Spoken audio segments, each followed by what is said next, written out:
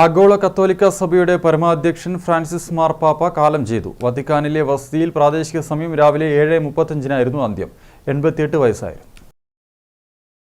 ശ്വാസകോശ അണുബാധ ഉൾപ്പെടെയുള്ള വിവിധ ആരോഗ്യ പ്രശ്നങ്ങൾ മൂലം ചികിത്സയിലായിരുന്ന ഫ്രാൻസിസ് മാർപ്പാപ്പ ഏതാനും ദിവസങ്ങൾക്ക് മുൻപാണ് വത്തിക്കാനിലെ വീട്ടിലേക്ക് തിരിച്ചെത്തിയത്. തുടർന്ന് വിശ്രമത്തിലായിരുന്നു.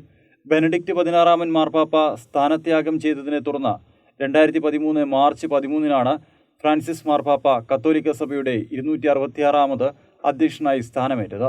കർദിനാൾ ബെർഗോളിയോ എന്നതാണ് യഥാർത്ഥ പേര്. വിശുദ്ധ ഫ്രാൻസിസ് അസീസിയോടുള്ള ബഹുമാനാർത്ഥം ഫ്രാൻസിസ് എന്ന പേര് സ്വീകരിക്കുകയായിരുന്നു.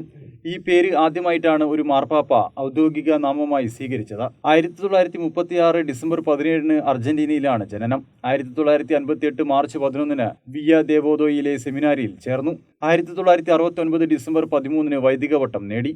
1992 ജൂൺ 27-ന് മെത്രാൻ പദവിയിലെത്തി. അതേ വർഷം ബ്യൂണസ് അയേഴ്സിന്റെ സഹായ മെത്രാനായി. 2001 ഫെബ്രുവരി 21-ന് കർദിനാൾ പദവിയിലെത്തിയ അദ്ദേഹം 2013 മാർച്ച് 13-ന് മാർപ്പാപ്പയായി. സാമൂഹിക നീതിയെ ഉയർത്തിപ്പിടിക്കുന്ന ധീരമായ നിലപാടുകളിലൂടെ ഫ്രാൻസിസ് മാർപ്പാപ്പ പ്രിയങ്കരനായി. സ്വവർഗാനുരാഗ സമൂഹത്തെ അംഗീകരിക്കുകയും ചേർത്ത് നിർത്തുകയും ചെയ്ത മാർപ്പാപ്പയുടെ നിലപാട് ഏറെ ശ്രദ്ധിക്കപ്പെട്ടു. സ്ത്രീ പൗരോഹിത്യം, വൈദിക ബ്രഹ്മചര്യം, കൃത്രിമ ജനന നിയന്ത്രണം തുടങ്ങിയ കാര്യങ്ങളിൽ പുരോഗമന സമീപനം കൈക്കൊണ്ട വ്യക്തിയായിരുന്നു ഫ്രാൻസിസ് മാർപ്പാപ്പ. ഗസയിൽ ഇസ്രായേൽ ചെയ്യുന്നത് വംശഹത്യയാണെന്ന് തുറന്നു പറയാൻ മാർപ്പാപ്പ ധൈര്യം കാണിച്ചു.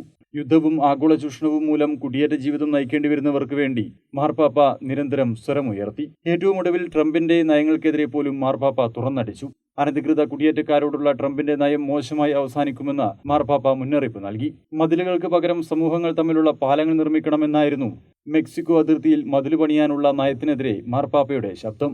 സ്നേഹത്തിലും സഹാനുഭൂതിയിലും നീതിയിലും ഉറച്ചു നിൽക്കുന്ന ലോകത്തെ സ്വപ്നം കണ്ട ജനകീയനായിരുന്ന മാർപ്പാപ്പയുടെ വിടവാങ്ങൽ ലോകത്തെ ആകെ ദുഃഖത്തിലാക്കിയിരിക്കുകയാണ്. News desk, Kannur vision.